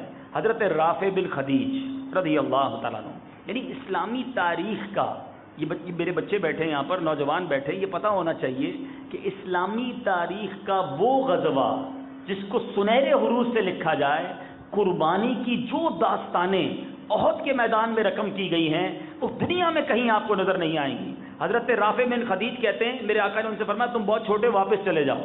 تو وہ اپنے انگوٹھوں کے بل کھڑے ہو گئے کہ میرا قد اونچا ہے. جب ان کا قد ناپا گیا تو وہ جو اسکیل تھا اس میں وہ آ گئے, اس لیے ان کو لے لیا گیا. اب حضرت سمورہ, یہ بھی کم عمر نوجوان تھے, ان کو واپس کیا گیا. تو کہتے جب رافع کو لیا ہے تو مجھے بھی لے لیں, ہماری کشتی کرا دیں, میں رافع کو گرا دوں گا. دونوں کا مقابلہ کروایا گیا. اب جب مقابلہ کروایا تو انہوں نے حضرت رافع کو پچھاڑ دیا. اب جب پچھاڑ دیا تو اس لیے یہ بھی سلیکٹ ہو گئے. یعنی جان دینے کے لیے, اپنا سب کچھ قربان کرنے کے لیے جو ہے وہ کوششیں کی جا رہی ہیں. اب حضرت سمورہ جو ہیں وہ بھی جناب اس غزوے میں شامل کر لیے گئے. اب 12 شوال سن 3 ہجری, مشرکین تو بدھ کے دن ہی مدینہ منورہ کے قریب پہنچ گئے تھے, کوہ احد پر اپنا پڑاؤ ڈال چکے تھے. مگر نبی پاک علیہ الصلوۃ والسلام 14 شوال جمعے کے دن نماز جمعہ کے بعد مدینہ منورہ سے روانہ ہوئے, اور 15 شوال سنیچر کے دن نماز فجر کے وقت احد کے میدان میں پہنچے. اب نبی پاک علیہ الصلوۃ والسلام نے صحابہ کرام کی صف بندی کی. آج بھی ایک چھوٹی سی پہاڑی وہاں موجود ہے جس کو جبل رمات بھی کہا جاتا ہے. یہ ایک ایسا راستہ تھا کہ وہاں سے کفار حملہ کر سکتے تھے. نبی پاک علیہ الصلوۃ والسلام نے 50 تیر انداز وہاں کھڑے کر دیے. عبداللہ بن جبیر رضی اللہ تعالیٰ عنہ کو اس دستے کا امیر مقرر کیا کہ جب تک ہم حکم نہ دیں تم نے یہاں سے نیچے نہیں آنا, وہاں ڈٹے رہنا ہے. اب ان کی ڈیوٹی یہ تھی کہ اس چھوٹی سی پہاڑی پر وہ کھڑے رہیں اور پہرا دیتے رہیں. بہرحال میرے میٹھے اسلامی بھائیوں, ان مسلمانوں کے سامنے جو غیر مسلم تھے ان کا غرور کیسا تھا, میں ایک واقعہ بتاتا ہوں. کیا لشکر کفار کا علم بردار طلحہ بن ابو طلحہ میدان میں آ کر پتہ ہے کیا کہتا ہے؟ کہتا ہے مسلمانوں کوئی تم میں ایسا ہے جو مجھ کو دوزخ میں پہنچا دے, مجھے مار کر, یا میرے ہاتھ سے وہ جنت پہ پہنچ جائے. یعنی ان کو یہ بھی گوارا تھا کہ ہم جہنم میں جائیں گے, لیکن اتنا غرور تھا. اس گمنڈ سے بھرا ہوا کلام جب شیر خدا مولا علی کرم اللہ تعالی وجہ الکریم نے سنا تو فرمایا ہاں میں ہوں. یہ کہہ کر فاتح خیبر ذوالفقار کی ایک ہی وار میں اس کا سر پھاڑ کر رکھ دیا. وہ زمین پر تڑپنے لگا. شیر خدا اپنا منہ پھیر کر چلے گئے. کسی نے کہا آپ نے اس کو قتل کیوں نہیں کیا, اسے جہنم میں کیوں نہیں بھیجا, آپ واپس کیوں آ گئے؟ فرمایا جب اس کے سر پر وار کیا اس کی شرمگاہ کھل گئی. اب یہ مجھ سے منت کرنے لگا تو مجھے شرم آئی, اس لیے میں نے اسے قتل نہیں کیا. بہرحال میرے میٹھے اسلامی بھائیوں, حضرت حمزہ رضی اللہ تعالیٰ عنہ بھی ایک جو طلحہ کا جو اس کے بعد اس کا بھائی عثمان بن ابو طلحہ آگے آیا, اور اب جناب جب وہ لڑنے کے لیے آیا حضرت حمزہ آگے نکلے. اس کے شانے پر ایسا بھرپور ہاتھ مارا کہ تلوار ریڑھ کی ہڈی کو کاٹتی ہوئی کمر تک پہنچ گئی. اور آپ نے کیا شاندار نعرہ غزوہ احد میں لگایا, فرماتے انا ابن ساق الحجیج, میں حاجیوں کے سیراب کرنے والے عبد المطلب کا بیٹا ہوں. بہرحال اب 1 to 1 لڑائی شروع ہو گئی, گھمسان کا رن پڑا. حضرت حمزہ رضی اللہ تعالیٰ عنہ کیسے شہید ہوئے؟ ایک جو آپ کو پہلے آپ نے سنا کہ ہند نے ایک اپنا غلام وحشی کو ٹارگٹ یہ دیا تھا, تم نے کچھ اور نہیں کرنا, بس حمزہ رضی اللہ تعالیٰ عنہ کو شہید کرنا ہے. وہ چھپ کر بیٹھا رہا اور وہ دیکھتا رہا. اب جب حضرت حمزہ رضی اللہ تعالیٰ عنہ سامنے آئے تو آپ کے قریب اس نے نیزہ مارا اور آپ کی ناف میں لگا, پشت کے پار ہو گیا. اس حال میں بھی حضرت حمزہ رضی اللہ تعالیٰ تلوار لے کر اس کی طرف بڑھے, مگر زخموں کی تاب نہ لائے, اور آپ جو ہے آپ نے شہادت کا جام پی لیا. میٹھے میٹھے اسلامی بھائیوں, اسی طرح ایک اور عظیم شہادت, ایک اور عظیم واقعہ. یا نوجوان بیٹھے ہیں, نوجوان کی زندگی کا خواب ہوتا ہے کہ کسی اچھی جگہ اس کی شادی ہو جائے. حضرت حنظلہ رضی اللہ تعالیٰ عنہ, شادی کی پہلی رات ہے, ذرا غور کیجئے, نوجوان شادی کی پہلی رات کیسی خوشیاں مناتا ہے. شادی کی پہلی رات ہے اور ادھر مدینے میں اعلان ہوتا ہے کہ نبی پاک علیہ الصلوۃ والسلام کے لشکر کی روانگی ہے. شادی کی پہلی رات حضرت حنظلہ رضی اللہ تعالیٰ عنہ کھڑے ہوتے ہیں اور غزوہ احد کی طرف روانہ ہو جاتے ہیں. میٹھے اسلامی بھائیوں، وہاں جا کر اس طرح لڑائی کرتے ہیں کہ لڑتے لڑتے شہید ہو جاتے ہیں. آپ کے شہید ہونے کے بعد جب آپ کے جنازے کو تلاش کیا جاتا ہے، آپ کی لاش کو تلاش کیا جاتا ہے، وہ لاش نہیں ملتی ہے. میٹھے اسلامی بھائیوں، نبی پاک علیہ الصلوۃ والسلام نے فرمایا کہ اب رک جاؤ، حنظلہ کو فرشتے آسمانوں کی طرف لے گئے ہیں، اس کو وہاں غسل دیا جا رہا ہے. حضرت حنظلہ رضی اللہ تعالیٰ کو جب نیچے لایا گیا، آپ کے بالوں سے پانی کی بوندیں ٹپک رہی ہیں، اس لیے آپ کو غسیل البلائی کا کہا جاتا ہے. بات معلوم کرنے پر پتہ چلی کہ چونکہ شادی کی پہلی رات تھی، غسل کا موقع بھی نہ ملا اور اللہ کی راہ میں اس طرح نکل پڑے کہ کہیں یہ غسل کرنا تاخیر کا باعث نہ بن جائے، تو انہیں غسیل الملائکہ کا لقب ملا. انہیں جناب فرشتوں نے غسل دیا. ارے کس کس داستان کی بات کی جائے، مگر اس جنگ میں ایک بڑا عجیب و غریب یو ٹرن آیا. اب مسلمان جب لڑائی لڑ رہے تھے، کفار کی حالت خراب تھی اور محسوس یہ ہونے لگا تھا کہ مسلمان جیت چکے ہیں، مال غنیمت جمع ہونے لگ گیا ہے. اب وہ جو چھوٹی سی پہاڑی تھی جہاں مسلمانوں کے 50 تیر انداز وہاں کھڑے کیے گئے تھے حضرت عبداللہ بن جبیر رضی اللہ تعالیٰ کے ساتھ، جب ان لوگوں نے دیکھا کہ ہم تو جیت چکے ہیں، مال غنیمت تقسیم ہو رہا ہے، چلو ہم بھی چلتے ہیں. حضرت عبداللہ بن جبیر نے بڑا سمجھایا، دیکھو نبی پاک علیہ الصلوۃ والسلام نے منع کیا ہے کہ جگہ مت چھوڑنا، مگر وہ سمجھے کہ بازی ختم ہو گئی ہے. کئی صحابہ نیچے آ گئے اور خالد بن ولید، دیکھیں قدرت کی باتیں، خالد بن ولید رضی اللہ تعالیٰ عنہ اس وقت ایمان نہیں لائے تھے اور اس زمانے سے وہ جنگی اسٹریٹجی میں بڑا دماغ رکھتے تھے. انہوں نے دیکھا کہ یہ پہاڑی خالی ہو گئی ہے، کفار پیچھے تو ہٹ گئے تھے، اپنی شکست بھی ایک طرح سے محسوس کر رہے تھے، مگر جب دیکھا کہ یہ پہاڑی خالی ہو گئی ہے، انہوں نے یو ٹرن کیا اور دوبارہ ادھر سے آ کے مسلمانوں پر حملہ کیا اور یہ حملہ بڑا کاری ثابت ہوا. اس میں بڑے بڑے جید صحابہ شہید بھی ہوئے اور اس پہ سرکار دو عالم صلی اللہ تعالیٰ علیہ وسلم کو بھی زخم پہنچے. حضرت مصعب بن عمیر رضی اللہ تعالیٰ عنہ یہ اسلام کے سب سے پہلے مبلغ ہیں. حضرت مصعب بن عمیر کے بارے میں ایک بات بتاتا چلوں، بات طویل ہو رہی ہے، مگر حضرت مصعب بن عمیر یہ پہلے مبلغ ہیں جن کو مکہ پاک سے مدینہ طیبہ بھیجا گیا. آج جو مدینہ طیبہ میں ایمان کی شمع روشن ہے، یقیناً یہ نور مصطفیٰ صلی اللہ تعالیٰ علیہ وسلم کا صدقہ ہے. مگر حضرت مصعب بن عمیر رضی اللہ تعالیٰ کی کاوشیں نبی پاک کے کرم سے شامل ہیں. بہرحال حضرت مصعب بن عمیر کون تھے؟ آپ بہت بڑے ایک امیر خاندان کے فرد تھے. آپ کے بارے میں آتا ہے مکے میں جو لباس پہنتے تھے نا، لوگ اس لباس کو فالو کرتے تھے، ویسے ہی لباس سلواتے تھے اور کئی 100 دینار کا آپ کا لباس ہوا کرتا تھا. مگر جب ایمان لائے تو گھر والوں نے گھر سے اس حال میں نکالا کہ جسم پر 2 چادریں تھیں. نبی پاک کے پاس آئے تو پورا لباس پہننے کو نہیں تھا، لیکن نبی پاک ہی کے ہو کر رہ گئے، اسلام کی ترویج و اشاعت میں مصروف ہو گئے. حضرت مصعب بن عمیر کے ہاتھ میں اسلام کا جھنڈا تھا. غزوہ احد کے موقع پر آپ کے اوپر ابن کمی نے جب ہاتھ پر وار کیا، پہلے آپ کا دایاں ہاتھ کٹ کر گر گیا، آپ نے بائیں ہاتھ سے پرچم سنبھالا، بائیں ہاتھ پر اس نے وار کیا، آپ ٹوٹے ہوئے بازوؤں سے سینے پر اسلام کے اس علم کو سنبھالتے رہے اور پڑھتے رہے، وما محمد الا الرسول قد خلت من قبلہ الرسل. اب جناب ابن کمی نے آپ کو تیر مار کر شہید کر دیا. اب حضرت مصعب بن عمیر تو شہید ہو گئے، لیکن آپ کی جو شکل مبارک تھی نا، وہ نبی پاک علیہ الصلوۃ والسلام سے کچھ نہ کچھ ملتی تھی. تو لوگ یہ سمجھے کہ نبی پاک علیہ الصلوۃ والسلام شہید ہو گئے. اب جب یہ نعرہ بلند ہوا کہ پیارے آقا شہید ہو گئے تو صحابہ بہت زیادہ ڈسہارٹ ہو گئے. کچھ صحابہ بالکل ہمت ہار بیٹھے، کچھ صحابہ جناب پیچھے ہٹ گئے کہ اب لڑنے کا کیا فائدہ کہ جس کے لیے لڑ رہے ہیں وہی دنیا میں نہ رہے. بہرحال حضرت مولا علی کرم اللہ تعالی وجہ الکریم نے کمال کی بات کی کہ اے صحابہ کیوں نہیں لڑتے، میرے آقا علیہ الصلوۃ والسلام اگر دنیا میں نہیں بھی ہیں تو ہم یہاں رہ کر کیا کریں گے. اسی طرح حضرت انس بن نضر لڑتے لڑتے میدان جنگ میں آگے نکلے اور وہاں جا کر دیکھا کہ کچھ مسلمانوں نے مایوس ہو کر ہتھیار پھینک دیے ہیں. حضرت انس بن نضر نے کہا کہ تم لوگ بیٹھے یا کیا کر رہے ہو؟ لوگوں نے کہا اب ہم لڑ کر کیا کریں، جن کے لیے لڑتے تھے وہ تو شہید ہو گئے. حضرت انس بن نضر نے فرمایا اگر واقعی رسول اللہ صلی اللہ علیہ وسلم شہید ہو چکے ہیں تو ہم ان کے بعد زندہ رہ کر کیا کریں گے، چلو ہم بھی اسی میدان میں لڑتے ہیں. اور پیارے آقا علیہ الصلوۃ والسلام کے پاس پہنچ جاتے ہیں. لڑتے لڑتے آپ اس طرح شہید ہوئے میٹھے اسلامی بھائیوں کہ لڑائی ختم ہونے کے بعد جب ان کی لاش دیکھی گئی تو 80 سے زیادہ نیزے اور تلواروں کے زخم ان کی لاش پر موجود تھے. کافروں نے ان کے بدن کو چھلنی بنا دیا تھا، ناک کان وغیرہ کاٹ کر صورت بگاڑ دی تھی. اور جب یہ تلاش کرنے پر چیک کیا گیا کہ لاش کس کی ہے تو کوئی نہیں پہچان سکا. فقط آپ کی بہن نے آپ کی انگلیوں کی وجہ سے آپ کو پہچانا۔ اس طرح صحابہ کرام علیہ رضوان نے قربانی دی ہے۔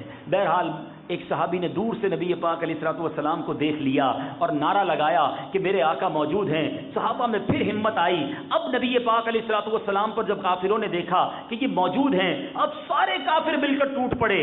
اب میرے میٹھے اسلامی بھائیوں، نبی پاک علیہ الصلوۃ والسلام نے اعلان کیا کیا، کون ہے جو مجھ پر اپنی جان قربان کرتا ہے؟ اللہ غنی۔ صحابہ کرام نے گویا نبی پاک کو اپنے جھرمٹ میں لے لیا، اپنے جسم پر تیر سہتے رہے۔ حضرت زیاد بن سکن نے 5 انصاریوں کو لے کر نبی پاک کے گرد ایک حالہ بنایا، ایک ایک کر کے سب نے جانیں فدا کر دی۔ حضرت زیاد کا آخری وقت تھا، زخموں سے چور چور تھے۔ ایک اشارہ کیا، نبی پاک علیہ الصلوۃ والسلام کے قدموں کی طرف گھسٹتے ہوئے جاتے ہیں۔ میرے آقا علیہ الصلوۃ والسلام فرماتے ہیں، اے زیاد کوئی آخری تمنا ہے تو بیان کرو۔ اللہ غنی۔ حضرت زیاد رضی اللہ عنہ کہتے ہیں، رضیت باللہ ربا وبالاسلام دینا وبمحمد النبیّا فزت برب الکعبہ۔ میں آج اعلان کرتا ہوں کہ میں اللہ کے رب ہونے پر، دین اسلام کے حق ہونے پر، نبی پاک علیہ الصلوۃ والسلام کے نبی ہونے پر میں ایمان لاتا ہوں، میں راضی ہوں، اور رب کعبہ کی قسم میں کامیاب ہو گیا۔ یہ نعرہ لگاتے ہوئے نبی پاک کے قدموں میں قربان ہو گئے۔ اے میرے میٹھے اسلامی بھائیوں، کس کس داستان کی بات کی جائے۔ اسی گھمسان کی لڑائی میں ایک صحابی جو تھے کھڑے ہو کے کھجور کھا رہے تھے۔ پیارے آقا علیہ الصلوۃ والسلام سے عرض کرتے ہیں، یا رسول اللہ اگر میں اس وقت شہید ہو جاؤں تو میرا ٹھکانہ کیا ہوگا؟ پیارے آقا فرماتے، تیرا ٹھکانہ جنت ہوگا۔ یہ بشارت سنی، اپنی کھجوریں رکھی، تلوار اٹھائی اور جنگل میں اس گھمسان کی لڑائی میں گھس گئے اور شہید ہو گئے۔ میرے میٹھے اسلامی بھائیوں، نبی پاک علیہ الصلوۃ والسلام پر قربانی کیسی کیسی دی گئی۔ حضرت عمر بن جموع انصاری رضی اللہ عنہ کے بارے میں آتا ہے، آپ لنگڑاتے تھے، آپ کا پیر میں لنگ تھا۔ مدینہ منورہ سے جب نکلے تو اپنے گھر میں دعا کی، یا اللہ واپس مجھے گھر نہ آنے دینا، اپنے اہل و عیال میں واپس نہ آنے دینا۔ اب جب غزوہ احد میں پہنچے، چونکہ آپ کے پیر میں لنگ تھا، آپ کو روک دیا گیا کہ آپ لڑائی نہیں لڑ سکتے۔ نبی پاک علیہ الصلوۃ والسلام کی بارگاہ میں آ کر عرض کرتے ہیں، یا رسول اللہ مجھے بھی اجازت دے دیں، میں بھی چاہتا ہوں لنگڑاتا لنگڑاتا میں بھی جنت میں داخل ہو جاؤں۔ نبی پاک نے انہیں بھی اجازت دے دی۔ آپ لڑتے لڑتے شہید ہو گئے۔ جب شہید ہو گئے تو آپ کی زوجہ نے، آپ کی بچوں کی امی نے آپ کی لاش کو اٹھایا، مدینہ منورہ کی طرف ڈال کر گھوڑے کو چلانا چاہا، اونٹ پر ڈال کر لے جانا چاہا، وہ اونٹ مدینے کی طرف ہی نہ جاتا تھا، بڑا دھکا دیا، اونٹ چلتا ہی نہیں تھا۔ نبی پاک نے پوچھا، یہ گھر سے نکلے سے کوئی دعا تو نہیں کی تھی؟ کہا دعا یہ کی تھی کہ یا اللہ مجھے احد سے واپس نہ آنے دینا۔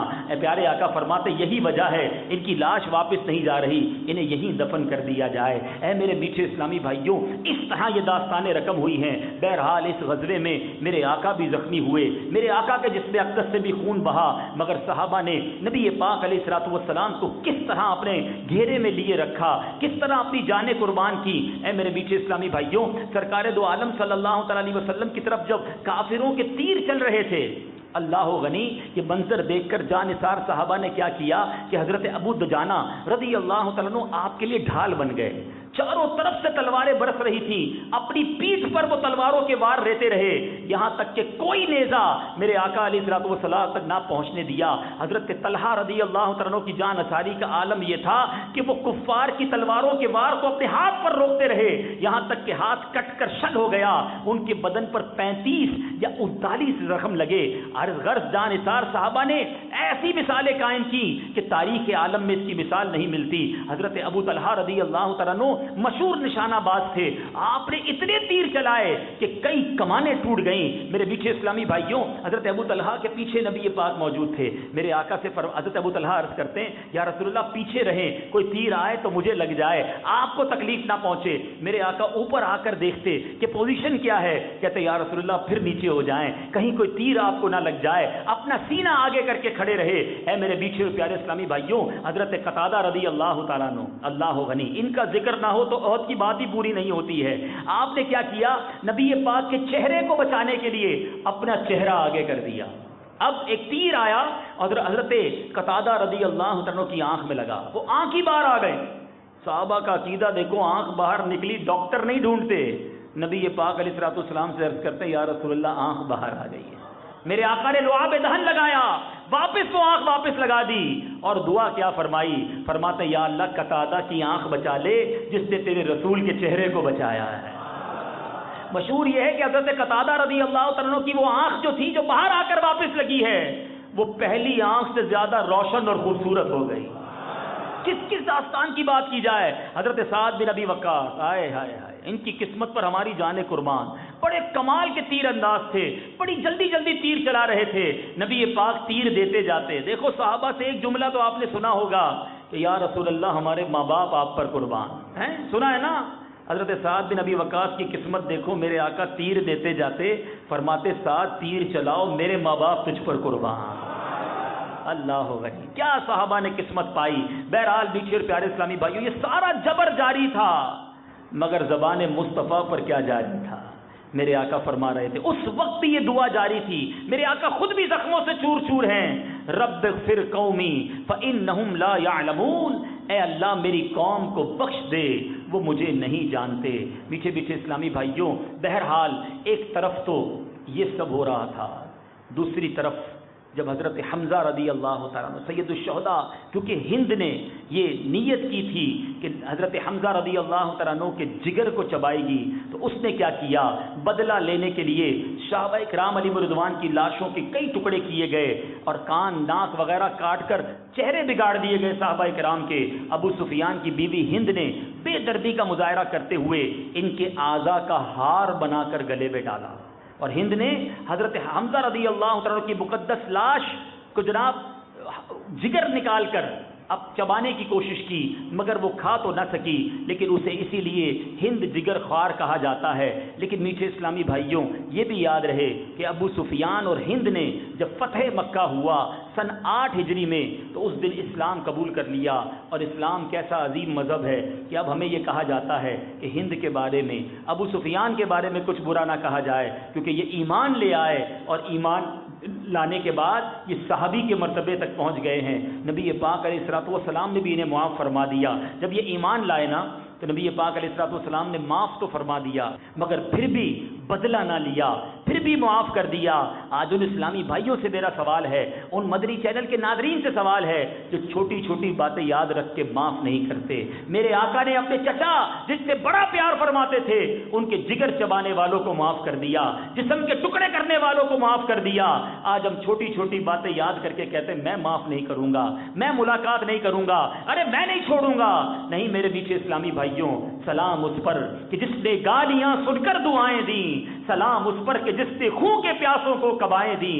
ارے میرے آقا معاف کرتے چلے گئے, اور آج آقا کے غلام کہلانے والے معاف کرنے کے لیے تیار نہیں ہیں. نہیں میرے میٹھے اسلامی بھائیوں, جہاں غزوہ احد جو ہے ہمیں بہت ساری باتیں سکھا رہا ہے کہ صحابہ کرام نے کچھ نہ دیکھا, نبی پاک پر اپنا سب کچھ قربان کر دیا. آج ہم چھوٹی سی قربانی دینے کے لیے تیار نہیں ہوتے, آج ہم سے راہ خدا میں مال خرچ نہیں ہوتا, اللہ کی راہ میں ہم سے اپنا وقت خرچ نہیں ہوتا. آج چھوٹی سی قربانی کی باری آئے تو ہم کہتے ہیں نہیں جناب میرے پاس تو وقت نہیں ہے, میں یہ ٹائم نہیں دے سکتا, میں یہ قربانی نہیں دے سکتا. ارے غزوہ احد کی یاد منانے والوں, ان کے بھی گھر بار تھے, ان کی بھی اولادیں تھیں. ارے کس کس واقعے کی بات بتاؤں. ایک صحابیہ کے بارے میں آتا ہے, آپ جب یہ خبر اڑی کہ نبی پاک علیہ الصلوۃ والسلام شہید کر دے گئے, تو ایک بوڑھی صحابیہ مدینہ منورہ سے دوڑتے ہوئے احد کو پہنچی. جب وہاں پہنچی تو کسی نے کہا تمہارے شوہر قتل ہو گئے ہیں, تمہارے شوہر شہید ہو گئے ہیں. کہتی مجھے اس کی پرواہ نہیں, بتاؤ میرے آقا کیسے. اور آگے گئی, کسی نے کہا تمہارے والد بھی شہید ہو گئے, کہا مجھے اس کی پرواہ نہیں, بتاؤ میرے آقا کیسے ہیں. اور آگے جاتی ہے, کسی نے کہا تمہارے بھائی بھی شہید ہو گئے, کہتی مجھے اس کی بھی پرواہ نہیں ہے, مجھے یہ بتاؤ میرے آقا کیسے ہیں, بس مجھے نبی پاک کو دیکھنا ہے. جب لوگوں نے بتایا کہ نبی پاک زندہ سلامت ہیں, خیریت سے ہیں, کہتی نہیں نہیں, مجھے آقا کا دیدار کروا دو. جس کا باپ مر گیا ہو, جس کے شوہر کا انتقال ہو گیا ہو, جس کے بھائی کا انتقال ہو گیا ہو, پرواہ نہیں ہے, نبی پاک کو دیکھنا ہے. جب سرکار علیہ الصلوۃ والسلام کو دیکھتی ہے, کہتی یا رسول اللہ کل مصیبت بعدک جلل, آقا آپ سلامت ہیں, اب کسی غم کا کوئی فکر نہیں ہے. شاعر لکھتا ہے نا, میں بھی اور باپ بھی, شوہر بھی, برادر بھی فدا, اے شہیدیں تیرے ہوتے ہوئے کیا چیز ہے ہم. یا رسول اللہ آپ سلامت ہیں, اب خیر ہے. اے میرے میٹھے اسلامی بھائیوں, اس طرح کی قربانیاں صحابہ کرام اور صحابیات نے میرے میٹھے اسلامی بھائیوں غزوہ احد میں دی ہیں. ایک بڑی عجیب و غریب دعا مانگی گئی تھی غزوہ احد سے ایک رات پہلے. آج ہمارے پاس کوئی مصیبت آنے والی ہو, کوئی پریشانی آنے والی ہو, ہم دعا کرتے ہیں کہ یا اللہ مصیبت ٹل جائے, مجھ پر کوئی پرابلم نہ آئے. غزوہ احد ہونا ہے، صبح لڑائی ہونی ہے، دو صحابہ ساتھ بیٹھے، سنو، ایک کا نام حضرت عبداللہ بن جہش رضی اللہ تعالیٰ عنہ اور دوسرے حضرت سعد بن ابی وقاص. اور حضرت عبداللہ بن جہش کہتے ہیں اے سعد آؤ مل کر دعا کرتے ہیں، ہر ایک اپنی ضرورت کے مطابق دعا کرے، دوسرا آمین کہے. عجیب لوگ تھے. اب حضرات نے کونے میں جا کر کیا دعا کی؟ حضرت سعد نے پہلی دعا کی، یا اللہ جب کل لڑائی ہو تو میرے مقابلے میں ایک بڑے بہادر کو مقرر کرنا اور میں اس کو تیرے راستے میں قتل کر دوں. حضرت عبداللہ نے آمین کہہ دی. اب حضرت عبداللہ نے کیا دعا کی سنو، کہتے ہیں اے اللہ کل میدان جہاد میں میرا ایک بڑے بہادر سے مقابلہ ہو اور سخت حملہ کرنے والا ہو، میں بھی شدت سے حملہ کروں، وہ بھی مجھ پر زور سے حملہ کرے، میں بہتوں کو قتل کروں مگر اس کے بعد میں بھی شہید ہو جاؤں، اور شہید ہونے کے بعد کافر جو ہے نا میرے ناک کان کاٹ لیں، پھر قیامت کے دن میں تیرے حضور پیش ہوں تو تو فرمائے عبداللہ تیرے ناک کان کیوں کاٹے گئے؟ تو یا اللہ میں تجھے جواب دوں کہ یا اللہ تیرے اور تیرے رسول کے راستے میں کاٹے گئے، اور تو کہے سچ ہے میرے ہی راستے میں کاٹے گئے. حضرت سعد نے ان کی دعا پر آمین کہی. یہ کیسے لوگ تھے اے میرے میٹھے اسلامی بھائیوں؟ دونوں کی دعا قبول ہوئی. حضرت سعد رضی اللہ تعالیٰ عنہ نے کافروں کے بڑے بڑے سورماؤں کو قتل کیا اور عبداللہ بن جہش لڑتے لڑتے شہید بھی ہوئے اور آپ کے اعضا بھی کاٹ لیے گئے. اور مجھے اللہ کی رحمت سے امید ہے قیامت کے دن ایسے ہی ہوگا کہ رب فرمائے گا اے عبداللہ تمہارے چہرے کو کیا ہوا، تمہارے اعضا کدھر گئے؟ اور اس دن وہ اللہ کی بارگاہ میں عرض کریں گے کہ یا اللہ تیری راہ میں تیرے رسول کی راہ میں کاٹے گئے، اور اللہ فرمائے گا اے عبداللہ سچ میں اسی راہ میں کاٹے گئے. یہ ہے صحابہ اکرام، یہ ہیں ان کی قربانیاں. نبی پاک جبھی تو فرماتے ہیں اصحابی کن نجوم فبأیہم اقتدیتم اہتدیتم، میرے صحابہ ستاروں کی مانند ہیں، ان میں سے جن کی اقتدا کرو ہدایت پا جاؤ گے. ہم کیوں نہ صحابہ سے پیار کریں، ہم کیوں نہ اہل بیت سے پیار کریں؟ ارے انہوں نے سب کچھ نبی پاک پر قربان کیا، ہم باتیں کرتے ہیں، انہوں نے پروف کیا. پیارے آقا کی بخاری شریف کی حدیث پاک یاد رکھنا، نبی پاک فرماتے ہیں لا یؤمن احدکم حتی اکون احب الیہ من والدہ وولدہ والناس اجمعین. میرے آقا فرماتے تم میں سے اس وقت تک کوئی کامل مومن نہیں ہو سکتا جب تک میں اس کے نزدیک اس کے والد سے، اس کے اولاد سے، اس کے گھر بار سے، بلکہ تمام چیزوں سے زیادہ محبوب نہ ہو جاؤں. مگر آج سوچو ہم کیا نبی پاک سے واقعی اتنی محبت کرتے ہیں؟ ارے وہ تو صحابہ بچوں کو نہ دیکھتے تھے، بچے قربان کر دیتے تھے. ہم بچے کے لیے دین قربان کر دیتے ہیں. کیا؟ ارے جناب بچے کی شادی ہے نا، خوشی میں تو سب کرنا پڑتا ہے. ارے اچھا خاصا نیک نمازی اس کے گھر میں فنکشن ہو رہا ہے، ارے حاجی صاحب کیا ہو گیا، کیا کر رہے ہو؟ آپ تو ایسے نہ تھے. بندہ کہتا ہے بچوں کی خوشی کے لیے کرنا پڑتا ہے. ایک طرف ادھر جانیں قربان ہو رہی ہیں، ادھر ہم سے اپنے ارمان قربان نہیں ہوتے ہیں، ادھر ہم سے اپنی خواہشیں قربان نہیں ہوتی. آج اچھا خاصا نبی پاک علیہ الصلوۃ والسلام کا غلام کہلانے والا جب موقع آتا ہے تو حرام کما لیتا ہے، جب موقع آتا ہے تو بدکاری کر لیتا ہے، جب چانس ملتا ہے تو جناب رشوت لین دین اور برائی کے کام کر لیتا ہے. کدھر جاتا ہے تمہارا عشق رسول؟ اے شہدائے احد کی یاد بنانے والوں، میری اور آپ کی ملاقات ہونی ہے قیامت کے دن شہدائے احد سے. اس دن ہم کیا منہ دکھائیں گے؟ عبداللہ بن جہش رضی اللہ تعالیٰ عنہ سامنے آ گئے اور کہا کہ میں نے تو اپنی ناک اور کان کٹوا دیے اور تم داڑھی کاٹ کر اس کو گندی نالی میں بہاتے رہے. اگر میرے پیچھے اسلامی بھائیوں سید الشہداء سید الحمزہ سے ملاقات ہو گئی جن کا جگر چبایا گیا تھا، اگر وہ ہمارے سامنے آ گئے اور ہم سے سوال کیا کہ بتاؤ تم نے دین متین کے لیے کیا کیا، تو ہم یہ جواب دیں گے کہ ہم تو فجر کی نماز بھی قضا کر دیتے تھے، ہم تو جناب گھر میں فلمیں ڈرامے گانے باجے بجا کر خوشیاں مناتے تھے. ایک طرف صحابہ کی وہ جماعت ہے کہ نبی پاک کے سامنے کھڑے ہو جاتے اور اپنے جسم کو چھلنی کروا دیتے، اور آج ہم ہیں کہ نبی پاک کی سنتوں کا خون ہو رہا ہے. آج نبی پاک کے جارے جناب پیارے آقا کے دین کا دنیا بھر میں مذاق اڑایا جا رہا ہے. ہمارے کاندھے پر ہمارے سروں پر جوں تک نہیں رہتی، ہمیں کوئی فکر نہیں ہے. بندہ کہتا ہے یا شیخ اپنی اپنی دیکھ، بس پیسے کمانے ہیں، حرام سے آئیں کہ حلال سے آئیں، میں نے اپنا کام سیدھا کرنا ہے. میرے نیچے اسلامی بھائیوں یہ اسلام کی تعلیمات نہیں ہیں.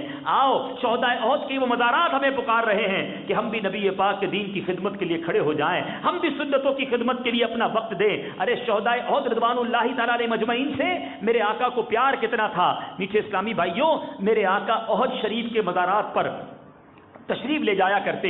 آپ کے بعد حضرت ابوبکر صدیق رضی اللہ تعالیٰ عنہ، حضرت عمر رضی اللہ تعالیٰ عنہ کو بھی یہی عمل رہا.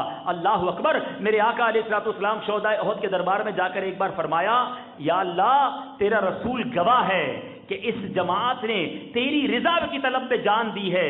پھر یہ بھی ارشاد فرمایا کہ قیامت تک جو مسلمان ان شہیدوں کی قبروں پر زیارت کو آئے گا اور ان کو سلام کرے گا تو یہ شہداء کرام اس کے سلام کا جواب دیں گے۔ اللہ مجھے اور آپ کو ان شہداء کی قبروں کی حاضری عطا فرمائے۔ اللہ تعالی ہمیں شہداء احد سے سچی محبت عطا فرمائے۔ آخری بات کر دوں، یہ بھی پتا ہونا چاہیے کہ یہ کتنے تھے میرے میٹھے اور پیارے اسلامی بھائیوں۔ شہداء احد رضوان اللہ تعالی اجمعین 70 شہید ہوئے، جن میں سے 4 مہاجر، 66 انصار صحابہ تھے۔ 30 کی تعداد میں کفار بھی اس غزوے میں ذلت کے ساتھ قتل ہوئے میٹھے اسلامی بھائیوں۔ لیکن سنو، مسلمانوں کی مفلسی کا عالم کیا تھا۔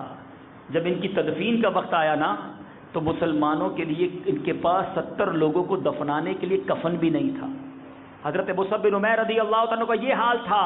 آپ نے سنا وہ مکے کے شہزادے کی طرح لائف گزارتے تھے، قیمتی لباس پہنتے تھے، مگر جب آپ کی تدفین کا وقت آیا تو جسم پر ایک چادر تھی۔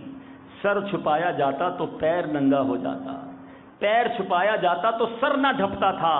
نبی پاک نے فرمایا کہ سر سے لے کر کپڑا ڈھانپ دو اور پیروں پر اسخر نامی گھاس ڈال دو۔ شہداء کرام خون میں لتڑے ہوئے 2 شہیدوں کو ایک قبر میں دفن کیا گیا۔ جس کو قرآن زیادہ یاد ہوتا تھا اس کو آگے رکھتے تھے، اس طرح کر کے تدفین ہوئی۔ اے میرے میٹھے اسلامی بھائیوں، یہ ہے عظیم داستان احد کی، یہ ہے قربانی کا وہ عظیم واقعہ جو میں نے اور آپ نے سنا، مگر یہ واقعہ مجھے اور آپ کو بہت کچھ درس دیتا ہے۔ خدا را دین متین پر عمل کیجئے، نبی پاک کی سنتوں پر عمل کیجئے، پیارے آقا کے عشق کو اپنے دل میں سچی جگہ دیجئے اور اس طرح زندگی گزاریے کہ کل قیامت کے دن نبی پاک علیہ الصلوۃ والسلام کی بارگاہ میں پیش ہوں تو کچھ بتانے جیسا ہو، کچھ سنانے جیسا ہو، ایسا نہ ہو کہ اس دن منہ دکھانے جیسا بھی نہ ہو۔ ارے آج تو مسلمانوں کا چہرہ ایسا ہے کہ دیکھ کر پتہ نہیں چلتا کس کا غلام ہے کس کا امتی ہے۔ اپنے آپ سے پوچھ لو، ایک طرف تو وہ لوگ ہیں جنہوں نے کچھ نہ دیکھا، سب کچھ قربان کر دیا، اور ایک طرف میں ہوں کہ میں چہرے سے بھی نبی پاک کا غلام نہیں دکھتا، لباس بھی پیارے آقا کے غلاموں والا نہیں ہے، میرے تو انداز بھی عجیب و غریب ہیں۔ نہیں میرے پیچھے اسلامی بھائیوں، اگر نبی پاک علیہ الصلوۃ والسلام کی سچی غلامی اپنانی ہے تو شاعر لکھتا ہے نا، ایسے بن جاؤ کہ ہمیں بتانا نہ پڑے میں کس کا امتی ہوں، ہمیں دیکھ کے پتہ چل جائے یہ کس کا غلام جا رہا ہے۔ شاعر لکھتا ہے، فنا اتنا تو ہو جاؤں میں تیری ذات عالی میں، فنا اتنا تو ہو جاؤں میں تیری ذات عالی میں، جو مجھ کو دیکھ لے اس کو تیرا دیدار ہو جائے۔ تو آئیے آج شہداء احد رضوان اللہ تعالی علیہ مجمعین کہ ایصال ثواب کے لیے بھی نیت کرتے ہیں کہ انشاءاللہ آج کے بعد ہماری کوئی نماز قضا نہیں ہوگی۔ اللہ تعالی ہم سب کو عمل کرنے کی توفیق عطا فرمائے اور شہداء احد کی برکتیں عطا فرمائے۔ میرے اعمال کا بدلہ تو جہنم